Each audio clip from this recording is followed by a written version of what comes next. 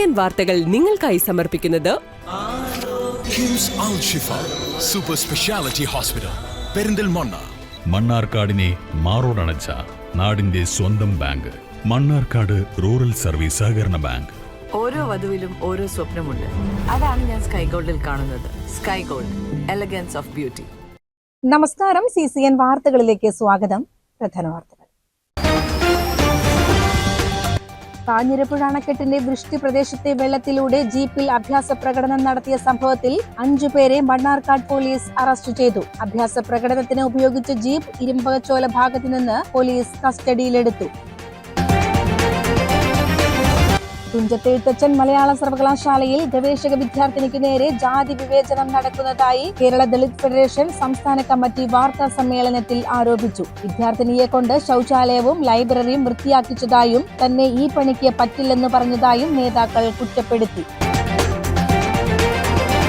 മലബാർ മേഖലയിലെ ക്ഷേത്ര ജീവനക്കാർക്ക് മാന്യമായ വേതനം ഉറപ്പാക്കണമെന്ന 1994 ഹൈക്കോടതി ഉത്തരവ് 3 പതിറ്റാണ്ട് പിന്നിട്ടിട്ടും നടപ്പാക്കാത്തതിൽ കടുത്ത അതൃപ്തി രേഖപ്പെടുത്തി ഹൈക്കോടതി. സർക്കാരിന്റെ നിലപാട് അറിയിക്കുന്നതിനായി അഡ്വക്കേറ്റ് ജനറൽ നേരിട്ട് കോടതിയിൽ ഹാജരാക്കി വിശദീകരണം നൽകും.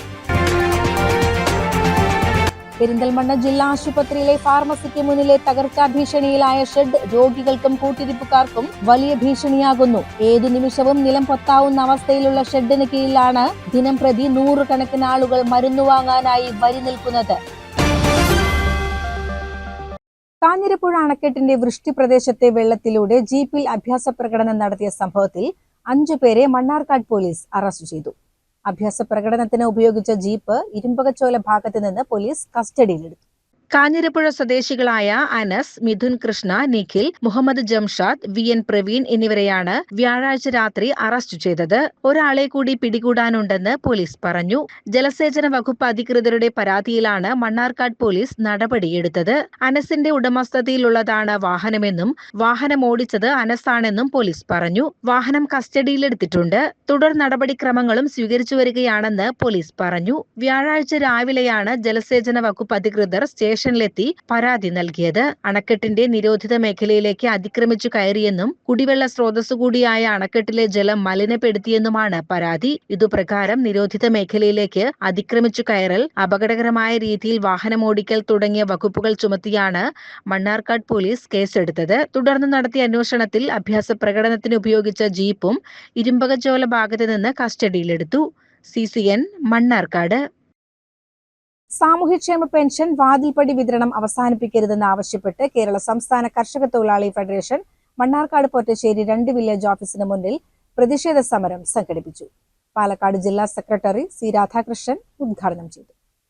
നമ്മുടെ രാജ്യത്ത് എല്ലാ സർക്കാരുകളും പാവപ്പെട്ടവരെ സഹായിക്കുന്നതിനു വേണ്ടിയുള്ള നിയമങ്ങൾ ഉണ്ടാക്കുകയും അവരെ സഹായിക്കുന്നതിനു വേണ്ടി എല്ലാ കാര്യങ്ങളിലും ഇടപെടുകയും ചെയ്യും നമ്മുടെ സർക്കാരുകൾ എന്നാണ് നമ്മുടെ ധാരണ.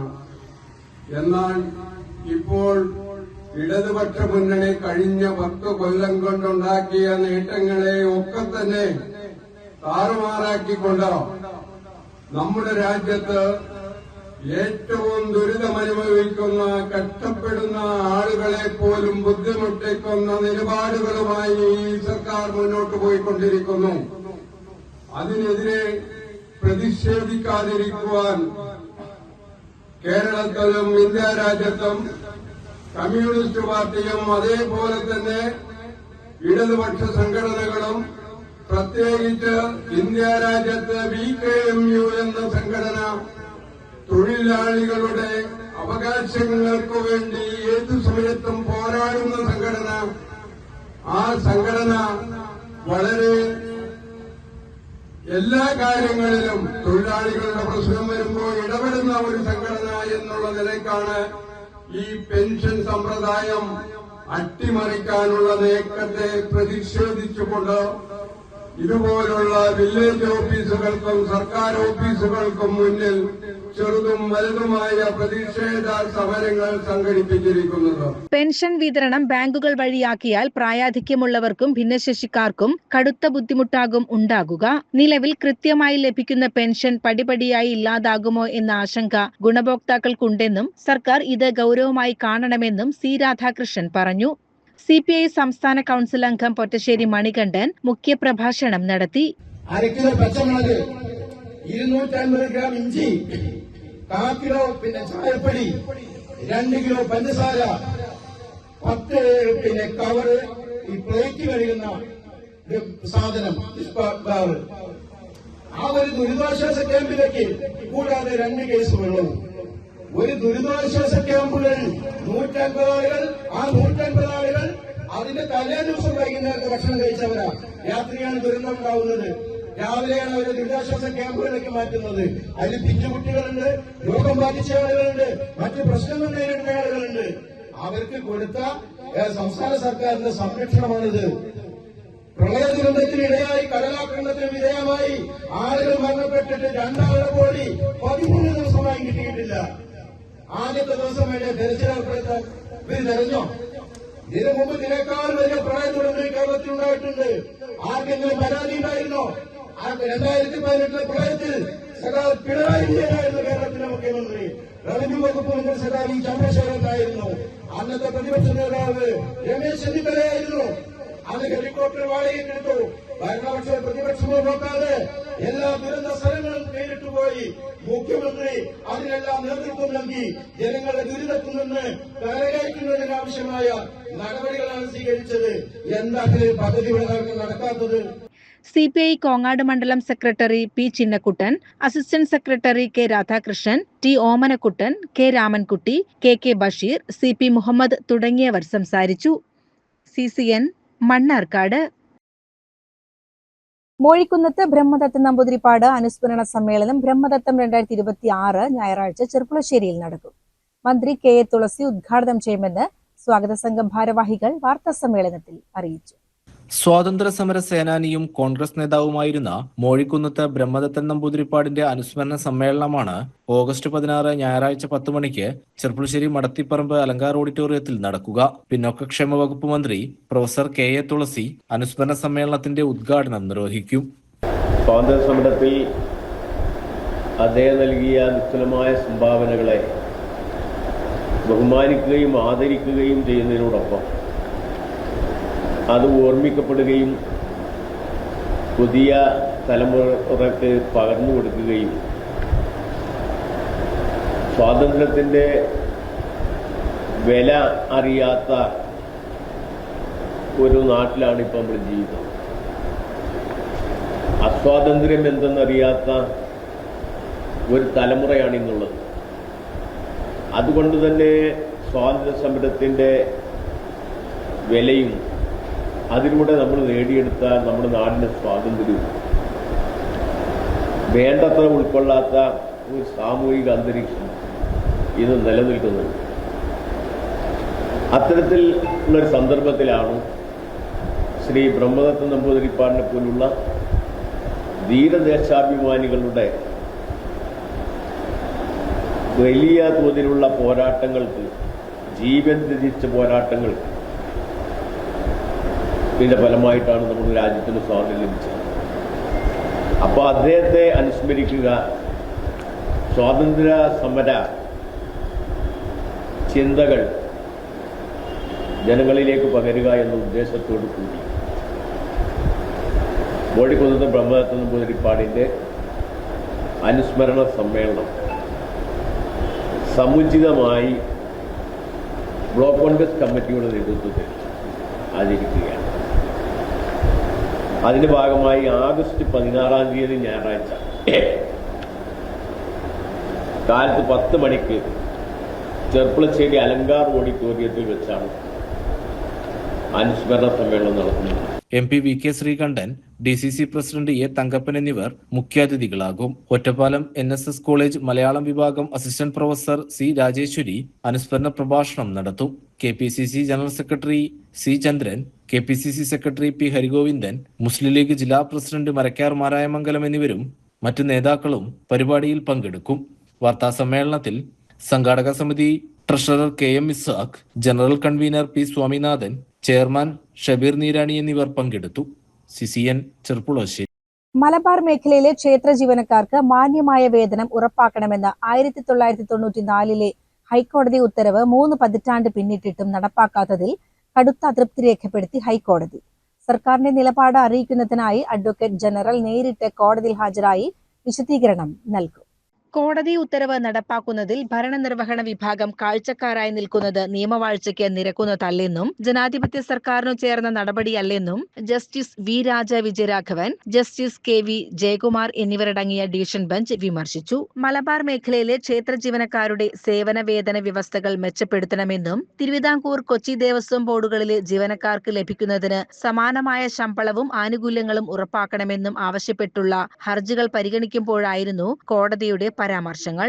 മലബാറിലെ ക്ഷേത്ര ജീവനക്കാർക്ക് ഇപ്പോഴും തുച്ഛമായ പ്രതിഫലം മാത്രമാണ് ലഭിക്കുന്നതെന്ന് ചൂണ്ടിക്കാട്ടിയ ഡിവിഷൻ ബെഞ്ച് തുല്യ ജോലിക്ക് തുല്യവേതനം എന്ന തത്വവും ഓർമ്മിപ്പിച്ചു. ക്ഷേത്രങ്ങളുടെ ഉന്നമനത്തിനായി വനഭൂമി ഏറ്റെടുത്തതിലൂടെ ലഭിക്കുന്ന വരുമാനം വിനിയോഗിക്കണമെന്ന് നേരത്തെ നിർദ്ദേശം നൽകിയിരുന്ന കാര്യവും കോടതി പരാമർശിച്ചു. മാന്യമായ വേതനം ഉറപ്പാക്കാൻ സർക്കാർ പദ്ധതി തയ്യാറാക്കണമെന്ന് 1994 ഹൈക്കോടതി നൽകിയ ഉത്തരവ് സുപ്രീം കോടതിയും ശരിവച്ചിരുന്നതാണ്. എന്നിട്ടും കാര്യമായ നടപടികൾ ഉണ്ടാകാത്തതിലാണ് കോടതി രൂക്ഷ വിമർശനം ഉന്നയിച്ചത്.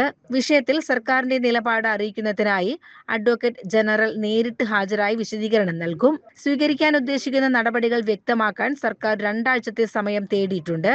കേസ് സെപ്റ്റംബർ 3 വീണ്ടും പരിഗണിക്കും. CCN കടമ്പഴിപ്പുറം. മലപ്പുറം പെരിന്തൽമണ്ണ കോട്ടയ്ക്കൽ റോഡിലെ പുത്തൂർ ഇറക്കത്തിൽ തണ്ണിമത്തൻ കയറ്റിവന്ന ലോറി നിയന്ത്രണം വിട്ട് കെട്ടിടത്തിലേക്ക് പാഞ്ഞുകയറി. തമിഴ്നാട് സ്വദേശികളായ 2 പേർക്ക് പരിക്ക്.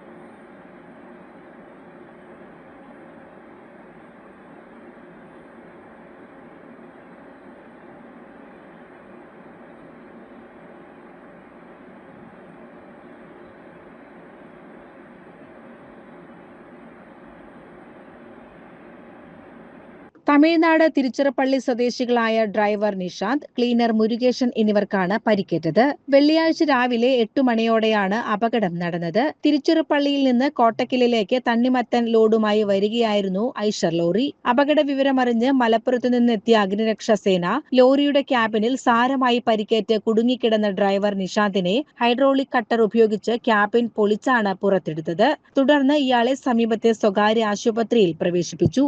അപകടം നടന്നയുടൻ തന്നെ നാട്ടുകാർ ചേർന്ന് രക്ഷപ്പെടുത്തിയ ക്ലീനർ മുരുകേശനെയും ആശുപത്രിയിലേക്ക് മാറ്റി. CCN മലപ്പുറം. UDF സർക്കാരിന്റെ ജീവനക്കാരോടുള്ള ദ്രോഹ നടപടികളിൽ പ്രതിഷേധിച്ച് FSETO മലപ്പുറം ജില്ലാ കമ്മിറ്റിയുടെ നേതൃത്വത്തിൽ മലപ്പുറം കളക്ടറേറ്റിന് മുന്നിൽ പ്രകടനവും ധർണയും നടത്തി. ധർണ CITO സംസ്ഥാന വൈസ് പ്രസിഡന്റ് V ശശികുമാർ ഉദ്ഘാടനം ചെയ്തു.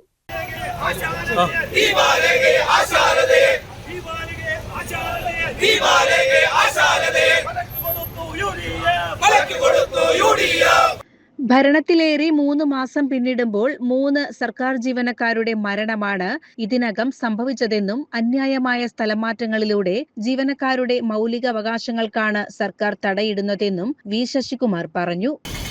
ഈ മാസം 18-ാം തീയതിയാണ് VD സതീശന്റെ ഗവൺമെന്റ് അധികാരത്തിൽ വരുന്നത്. ഇന്ന് ഈ ആഗസ്റ്റ് 18 ആകുമ്പോൾ ഇന്ന് 13 ആണല്ലോ. ഒരു 5 ദിവസം കഴിയുമ്പോൾ 3-ാം മാസത്തിലേക്ക് നീങ്ങുന്ന ഈ ഘട്ടത്തിൽ ജീവനക്കാരുടെ ജീവൻ അപഹരിക്കാനാണ് ഗവൺമെന്റ് ശ്രമിച്ചിരിക്കുന്നത്. ഇത് മാപ്പർഹിക്കാത്ത ഒരു കുറ്റമാണ്.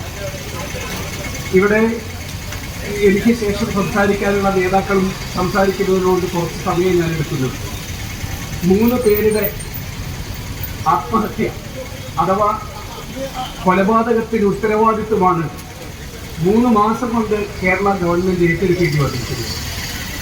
കണ്ണൂർ ചൊക്ലിയിലെ ഹെൽത്ത് ഇൻസ്പെക്ടറായ ദീപ ലേഖ. അവരുടെ വാർത്ത ഞാൻ വായിച്ചപ്പോൾ അവരൊരു ആക്സിഡന്റ് വന്ന് കാലിൽ പരിക്കായി ഇരിക്കുകയാണ്. ഓഫീസിലേക്ക് ഇപ്പോൾ വരുമ്പോഴും സരിത അധ്യക്ഷത വഹിച്ചു. FSETO നേതാക്കളായ RK ബിനു, വിജയകുമാർ, സിദ്ധാർത്ഥ്, EK നഹീം, N പ്രദീപ്, NV വിജയൻ, രാജേഷ് എന്നിവർ സംസാരിച്ചു. CCN മലപ്പുറം. തുഞ്ചത്ത് എഴുത്തച്ഛൻ മലയാള സർവകലാശാലയിൽ ഗവേഷക വിദ്യാർത്ഥിനിക്ക് നേരെ ജാതി വിവേചനം നടക്കുന്നതായി കേരള ദളിത് ഫെഡറേഷൻ സംസ്ഥാന കമ്മിറ്റി വാർത്താ സമ്മേളനത്തിൽ ആരോപിച്ചു. വിദ്യാർത്ഥിനിയെ കൊണ്ട് ശൗചാലയവും ലൈബ്രറിയും വൃത്തിയാക്കിച്ചതായും തന്നെ ഈ പണിക്ക് പറ്റില്ലെന്ന് പറഞ്ഞതായും നേതാക്കൾ കുറ്റപ്പെടുത്തി. പരിസ്ഥിതി ഗവേഷണ സ്കോളറും പട്ടികജാതി വിദ്യാർത്ഥിനിയുമായ അനഘ ശശിക്കാണ് 2 അധ്യാപകരിൽ നിന്നും ഒരു സഹപാഠിയിൽ നിന്നും ജാതി വിവേചനവും അപമാനവും ഉണ്ടായത് എന്നാണ് ആരോപണം. വിദ്യാർത്ഥിനിയെ കൊണ്ട് ശൗചാലയവും ലൈബ്രറിയും വൃത്തിയാക്കിച്ചതായും തന്നെ ഈ പണിക്ക് പറ്റില്ലെന്ന് പറഞ്ഞതായും നേതാക്കൾ കുറ്റപ്പെടുത്തി. ഫെലോഷിപ്പ് തുക തടഞ്ഞുവെക്കുന്നതായും PhD നൽകാൻ വൈകിക്കുന്നതായും ആരോപണമുണ്ട്. ഇരിക്കാനുള്ള സംവിധാനം കസേരയോ അല്ലെങ്കിൽ മേശയോ ഒന്നും കൊടുക്കാറില്ല. അങ്ങനെ പുറത്തു നിന്നാണ് കുട്ടി പഠിക്കുന്നത്. ഇത് അതിലുപരി പുറത്ത് വരാന്തയിൽ നിർത്തി മഴ കൊണ്ട് പഠിക്കുക. അങ്ങനെ കുട്ടിക്ക് ഗവൺമെന്റിൽ നിന്ന് കിട്ടുന്ന ആനുകൂല്യം തടസ്സപ്പെട്ടിരിക്കുക. ഇതിനെപ്പറ്റി പറയുമ്പോ ഈ അധ്യാപകർ പറയും, അത് ഗവൺമെന്റിൽ നിന്ന് കിട്ടുന്ന പൈസ നിനക്ക് ഒറ്റയ്ക്ക് തിന്നാനുള്ളതല്ല, തൽക്കാലം ഇപ്പോൾ അവിടെ നിൽക്കട്ടെ, അത് ആലോചിച്ചിട്ട് ചെയ്യാം, ഞങ്ങൾ പറയുന്നതൊക്കെ അനുസരിച്ച് എന്നാൽ അതൊക്കെ ശരിയാവും എന്ന് പറഞ്ഞ് ഇപ്പൊ ആർക്കും ഈ സ്കോളർഷിപ്പ് ഇത് കിട്ടുന്നില്ല, ഫെലോഷിപ്പിന്റെ സാമ്പത്തിക സഹായം കിട്ടുന്നില്ല.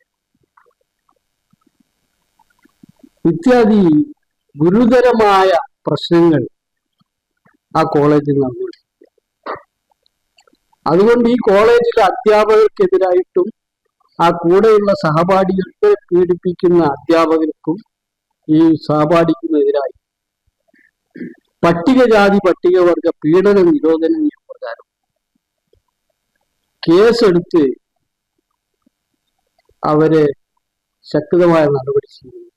കഴിഞ്ഞ ദിവസം തിരൂർ ഡിവൈഎസ്പിക്ക് വിദ്യാർത്ഥി പരാതി നൽകി. കേരളത്തിലെ ഉന്നത വിദ്യാഭ്യാസ സ്ഥാപനങ്ങളിൽ ജാതിയുടെ പേരിൽ വിവേചനം ഉണ്ടാവുന്നത് സംസ്ഥാനത്തിന്റെ സാമൂഹിക പൈതൃകത്തിന് അപമാനമാണെന്ന് നേതാക്കൾ പറഞ്ഞു. അന്വേഷണം നടത്തി കുറ്റക്കാർക്കെതിരെ പട്ടികജാതി വർഗ പീഡന നിരോധന നിയമപ്രകാരം കേസെടുക്കണമെന്ന് അവർ ആവശ്യപ്പെട്ടു. ഒരു യൂണിവേഴ്സിറ്റിയിലും കേട്ടുകേൾവി പോലുമില്ലാത്ത ഇത്തരം പ്രശ്നങ്ങൾ ഒരു ജുഡീഷ്യൽ എൻക്വയറി നടത്തണം. ജുഡീഷ്യൽ എൻക്വയറി നടത്തി അവിടെ സമഗ്രമായ അന്വേഷണത്തിന് വിധേയമാക്കണം. വാർത്താ സമ്മേളനത്തിൽ KDF സംസ്ഥാന വൈസ് പ്രസിഡന്റ് NP ചിന്നൻ, സംസ്ഥാന ജനറൽ സെക്രട്ടറി V നാരായണൻ, ജില്ലാ പ്രസിഡന്റ് സ്വാമി പറമ്പൻ, അഡ്വക്കേറ്റ് P സുന്ദരൻ എന്നിവർ പങ്കെടുത്തു. CCN മലപ്പുറം.